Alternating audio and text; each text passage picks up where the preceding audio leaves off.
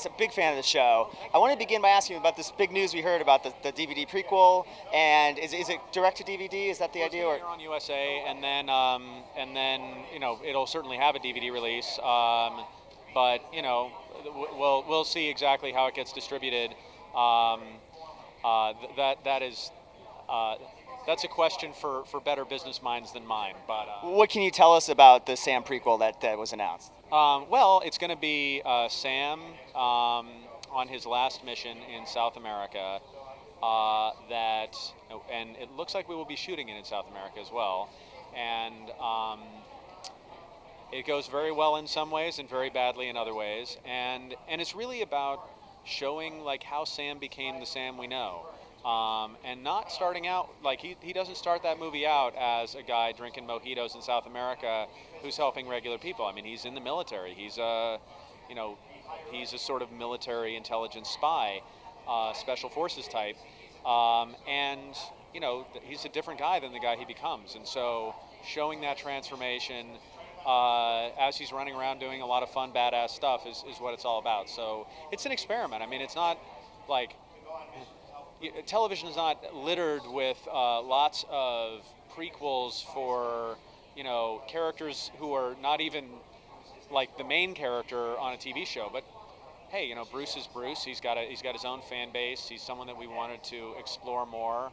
And God love him, Fox and USA gave us an opportunity to do that. So that's exciting. And I wanted to ask about how the show has changed this season with the character of Jesse being added, and the threesome has now become a foursome. And how has that dynamic changed the show? And will the Jesse story sort of conclude at the end of the season, or is he around to stay for a while? Well, our hope is to have him around to stay.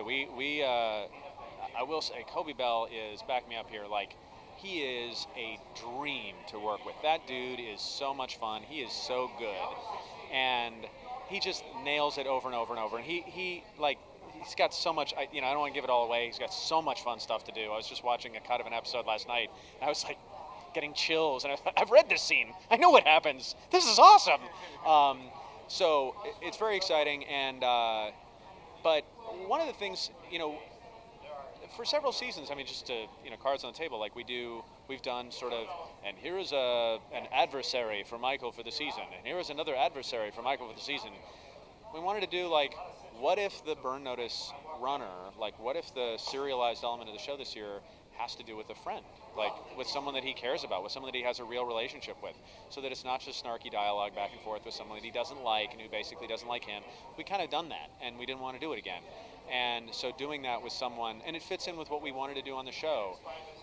One of the big themes for this year is how long do you get to do really dark things before you just become a really dark person? You can say, I'm really doing really dark things for really great reasons, but eventually that's got to hit home. That's got to touch something.